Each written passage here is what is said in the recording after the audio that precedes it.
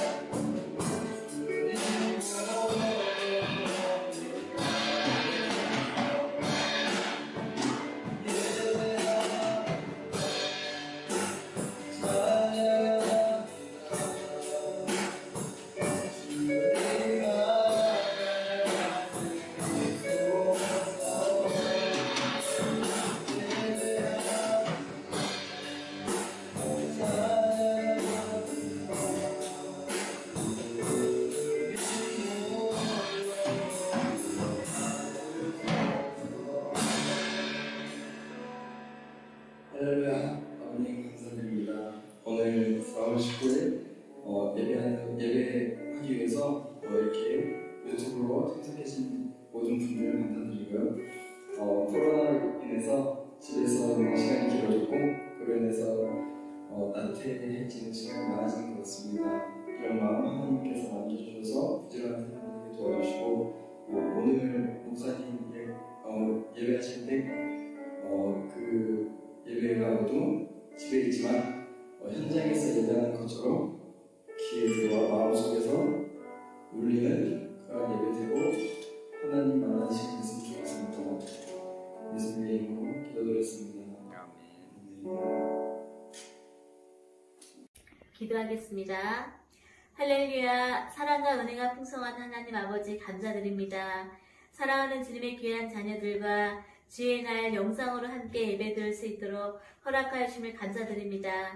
코로나19 바이러스로 인해 주님의 전에 모여 찬양하며 예배할 수는 없지만 있는 곳에서 각자의 삶을 통해 예수님의 모습을 닮아가는 귀한 주의 자녀들을 축복하심을 감사드립니다.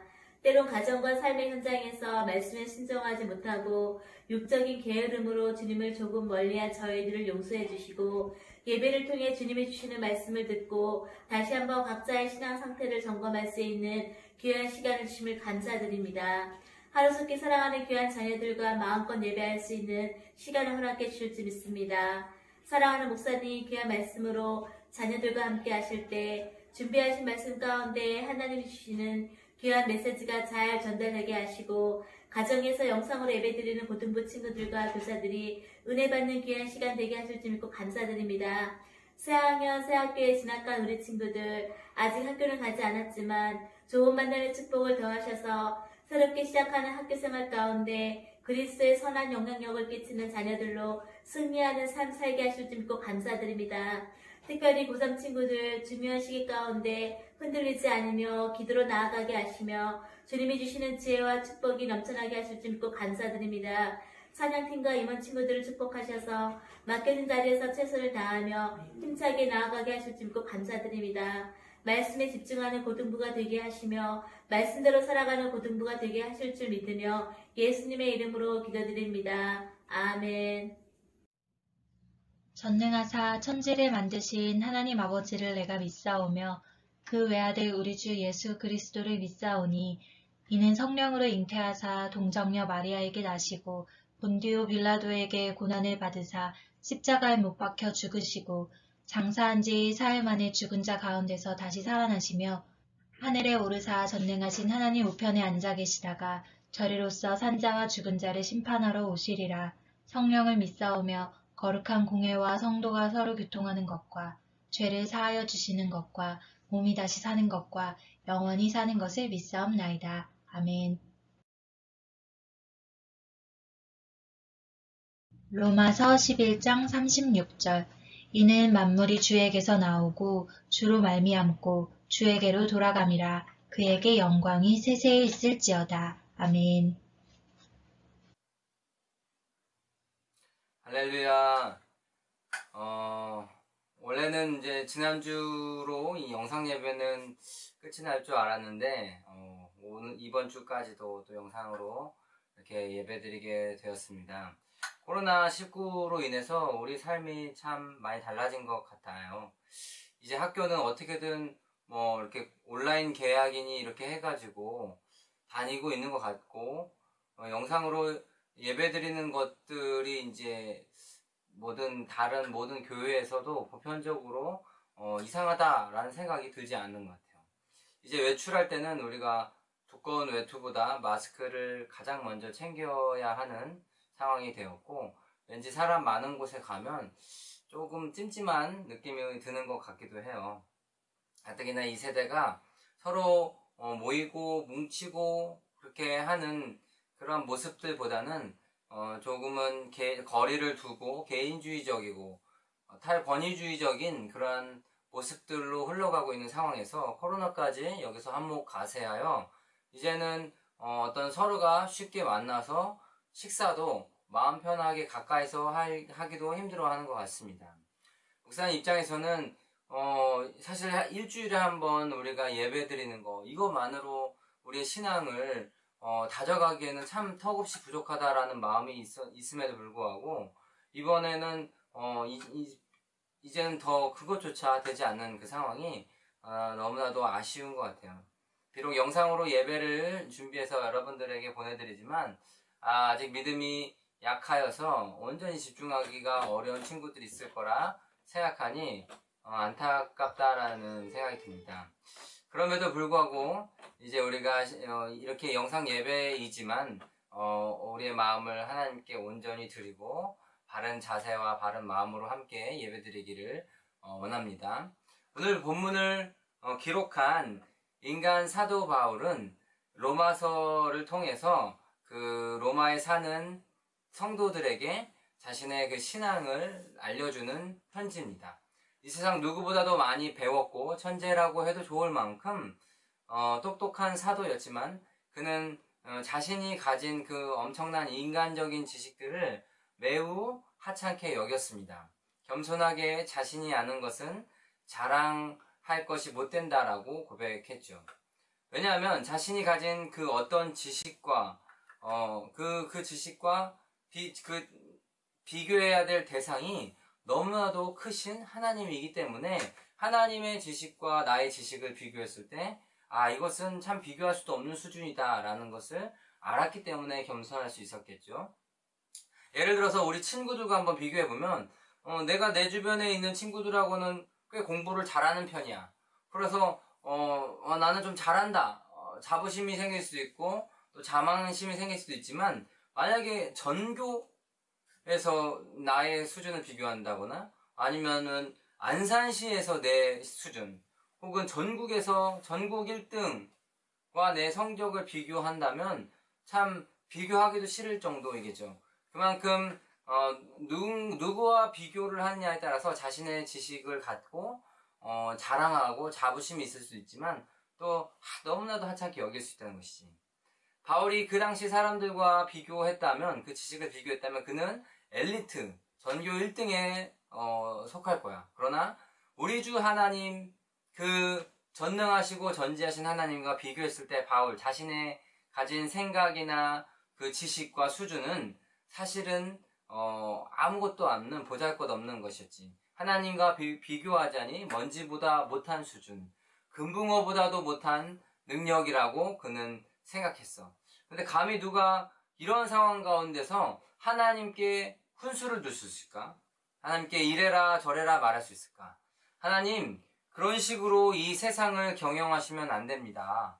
복음 전파를 이런 식으로 해야 되고 예배라고 하면 적어도 이렇게 드리는 게 맞아요. 그런 방식으로 세상을 다스리면 너무나도 우리 눈으로 봤을 때 비효율적이고 하나님께도 덕이 안 되며 영광도 못 받을 거예요. 라고 말할 수 없는 것이지. 하지만 이 세상에 생각보다 많은 인간들이 그렇게 자신 스스로를 하나님이라 여기며 하나님 노릇을 하고 있어. 그래서 자기가 신이라고 하나님은 이래야 한다고 자신의 지식 수준으로 하나님을 판단하지. 사도 바울은 여기서 그런 모습들을 보고 그 사람들의 말을 보고 발끈하여서 말하고 있는 것이죠. 오늘 로마서 11장 33절에서 35절까지를 세번역 성경으로 보게 되면 하나님의 부유하심은 어찌 그리 크십니까? 하나님의 지혜와 지식은 어찌 그리 깊으십니까? 그 어느 누가 하나님의 판단을 헤아려 할 수 있으며 그 어느 누가 하나님의 길을 더듬어 찾을 수 있겠습니까? 누가 주님의 마음을 알았으며 누가 주님의 조언자가 되었습니까? 누가 먼저 무엇을 드렸길래 주님께 답례를 바라겠습니까? 라고 말하고 있어요. 사도 바울은 이렇게 말하는 것입니다. 이렇게 토론, 누가 맞느니, 네가 맞느니, 누가 잘했느니, 누가 잘못했느니 따지고 들고 하는 것은, 변론하고 토론하는 것은 이 사람들 간에 할 수 있는 수준인 것이지 어찌 하나님과 맞짱 떠서 이겨서 설득하려고 하는 것이냐라고 말을 하고 있는 것이죠. 그럼에도 불구하고 수많은 뉴스 기사들을 읽어보면, 그리고 그 기사의 댓글들을 읽어보면 바보들이나 할 수 있는 그러한 사람들이 한둘이 아니다라는 것이지. 그래서 내용을 보게 되면 신은 죽었다. 하나님은 지금 뭐 하고 계시나? 하나님은 코로나도 못 막으시는가? 하나님 믿는다며 하나님 믿는데 왜 코로나에 걸리냐? 나도 교회 다녀봤는데 아무 일도 안 나더라 등등등. 사실 그들이 말하는 내용을 보면 하나님을 무시하고 자기가 하나님과 동일하다라고 생각하듯이 말하는 그런 모습들을 볼 수 있습니다. 조금이라도 하나님의 지혜와 지식이 그분이 왜 이런 결정을 하셨는지 이해할 수 있다면 우리는 그에게 조언을 할 수 있겠지만 아무도 그에게 하나님의 내용, 하나님의 뜻을 알거나 하나님께 조언할 수 있는 사람은 없는 것이지. 바라기는 우리 모두가 본문의 사도 바울과 같이 하나님을 인정한 삶, 하나님의 전지전능하심을 인정하기를 소원합니다. 내 인생을 걸고 하나님, 당신은 지금 일어나고 있는 모든 일들을 알고 계시며 모든 일을 주관하고 계시며 다스리고 계십니다. 라고 고백하는 은혜가 있기를 소망합니다. 그렇다면 이제 우리는 그 뒤로 딸려오는 한 가지 질문에 대해서 생각해 보아야 합니다. 하나님의 섭리와 통치 속에서 살아가는 우리는 지금 오늘의 상황 가운데서 어떻게 살아가야 하겠습니까? 이제 더 이상 하나님과 변론하고 하나님과 토론하기를 중단한 우리 산정현교회 교동부 친구들은 코로나로 인해서 이 시간들이 엄청나게 생겼는데 무엇을 위해서 남은 시간을 보낼 것인가? 이것을 생각해야 되는 것이죠. 먼저 결론부터 이야기하자면 이것은 우리에게 주어진 시간은 하나님의 영광을 위해서 달려나가야 한다라는 것이죠. 오늘 본문은 우리에게 어떻게 태어날 수 있었으며 어떻게 지금까지 우리가 살아있을 수 있었으며 또 우리가 어떤 식으로 죽을 것인지에 대해서 결론을 내리고 있습니다. 그 어떤 존재도 시작은 있지만 끝은 없는 그러한 존재는 없다라고 하는 것이에요. 목사인 저도 나의 숨이 멈추는 날이 올 것입니다. 모든 물질은 수명이라고 하는 것이 있고 역시 인간도 수명이라고 하는 것이 있어요. 유명인들 혹은 무슨 위인들 같은 것들의 프로필을 보신 적이 있습니까? 자세히 그들의 프로필을 보다 보면은 어떤 사람 같은 경우는 태어난 날은 기록되어 있는데 죽은 날이, 그러니까 사망 날짜가 기록되어지지 않은 것을 볼 수 있어요. 태어난 날은 있지만 죽은 사망 날짜가 기록되지 않았다. 그 이유는 무엇일까요? 왜 기록되어지 않았을까? 그것에 대한 1차원적인 답은 그가 죽지 않았기 때문이죠. 그리고 그가 언제 죽을지 모르니까 누구도 살아있는 사람에 대해서 사망일을 적을 수 없는 것입니다. 이것이 1차원적인 생각인데 인간은 더 깊게 그것에 대해서 생각했을 때 이 말뜻 사망일이 기록될 수 없다라는 의미는 곧 인간은 자기 자신의 생명에 대해서도 주인이 될 수 없다라는 것을 의미하고 있어요. 주인이 되지 못한다? 내 생명의 주인을 내가 할 수 없다? 이것에 대해서 좀 더 어려운 말로는 인간은 자신의 실존을 오직 타자에게 의존하고 있다라는 것이죠. 무슨 말인고 하니 이 세상에 존재하는 모든 물건들은 그것을 의도하고 만든 목적이 있다라는 것이죠. 그 모든 존재하는 물건에 창조주가 계신데 인간의 예를 들게 되면은 어떤 인간이 무언가를 만든다라고 해봐요. 그래서 음악을 만드는 인간도 있고 그림을 그려서 전시회를 하는 사람도 있습니다. 이전에 없던 그러한 새로운 것을 창작하는 이 예술적인 사람들이 주로 그런데 새로운 것들을 창작했다라고 하면 자신이 만든 음악에 대해서 자신이 그린 그림에 대해서 예술 작품들에 대해서 내가 이것을 얼마나 상영하고 내가 이것을 얼마나 틀어주고 얼마나 음악을 들려줄지 전시회를 얼마나 할지 그 작품에 대한 그 기간을 오로지 창조주인 사람이 할 수 있다라는 것이죠. 그 저작권을 갖고 있는 작가가 모든 것을 결정할 수 있습니다. 자신의 작품을 그 작품의 수명을 결정할 수 있다라는 것이죠. 합법적인 권한은 창작자가 있다는 것은 우리가 당연히 생각하는 거예요. 그렇다면 인간에 대해서도 동일하게 생각해 볼 수 있습니다. 성경은 이 세상의 모든 것을 하나님이 만드셨다라고 불러요. 그래서 우리가 언제 죽을지 모르지만 하나님만이 우리의 사망 날짜를 아신다라고 이야기해요. 인간을 지으신 하나님이시기에 인간에 대한 그 삶과 죽음, 그 시작과 끝에 대해서 결정하시는 분도 우리가 아니라, 피조물인 우리가 아니라 하나님이 하신다는 것이죠. 그게 2030년이 될 수도 있고 내년이 될 수도 있고 아니면 그 다음 달, 바로 내일이 될 수도 있는 것이죠. 오직 그것은 하나님만 아실 수 있다라는 것입니다. 하나님의 나의 그 시작과 끝을 아신다. 이 사실을 깨닫는 사람은 정말로 지혜로운 사람입니다. 내 생명을 내가 어떻게 마음대로 좌지우지할 수 없고 하나님께서 내 생명을 결정하신다. 하나님이 내 인생의 주인이시다. 그러므로 내 앞에 일어나는 모든 일은 하나님의 섭리 가운데 있다.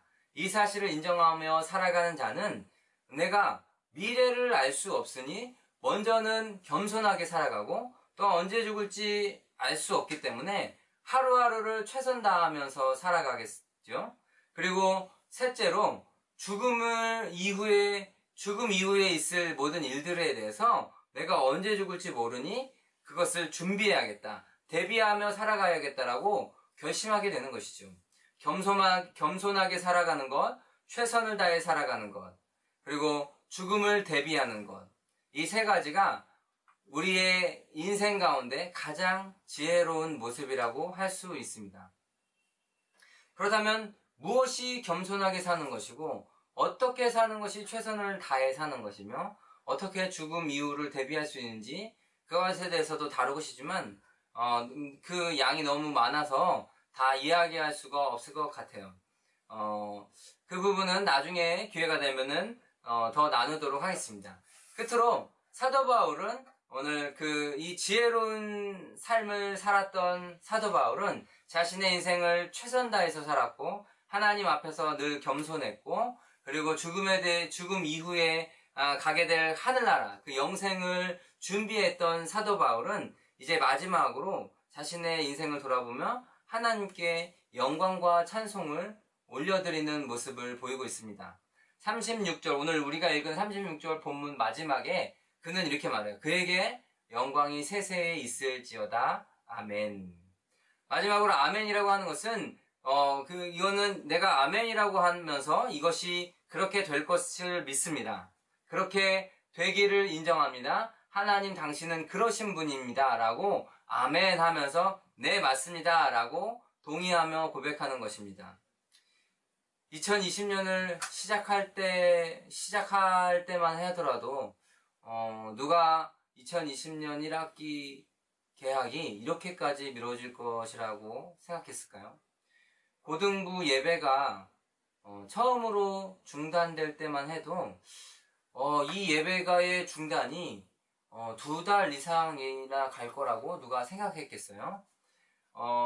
와보신 친구들은 알겠지만 고등부 그 대문 앞에 이제 제가 붙였어요. 제가 이제 우리 고등부 예배는 주일학교 예배는 2부 예배를 대체한다라는 그러한 문구인데 제가 그것을 붙이면서도 이것이 이렇게 오래까지 될 것이다라는 생각을 못했어요.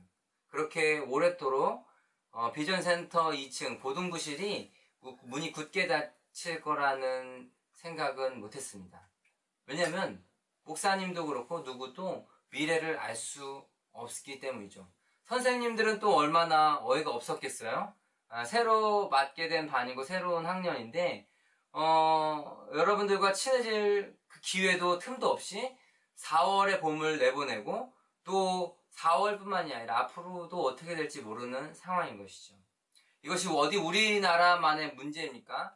다른 나라는 훨씬 더 심각합니다. 코로나 초기만 하더라도 중국과 한국 정도가 제일 심각하다고 해서 다른 나라에서 들어오지도 못하게 폐쇄하고 막았었는데 이제 지금은 이런 추세라면 미국은 100만 명이 넘는 거는 시간 문제인 것 같아요. 그 대단하다고 하던 세계 최고의 능력자, 실력자, 지식인들이 모인 그 미국이라는 최고의 나라도 중국 어느 작은 도시, 거기에서 발생한 이 비위생적인 바이러스 하나 해결 못하고 있으며 지금 쩔쩔매고 있지 않습니까? 아직도 치료제가 없어서 한번 걸리면은 자기 스스로 면역을 갖고 나을 때까지 기다리거나 간절히 기도할 수밖에 없는 상황인 것이죠. 다음 주에 우리가 얼굴을 마주하고 맞대고 서로 만나서 예배드릴 수 있을까?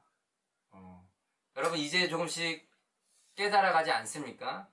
그것은 다음 주에 어떻게 될지는 하나님만 아십니다.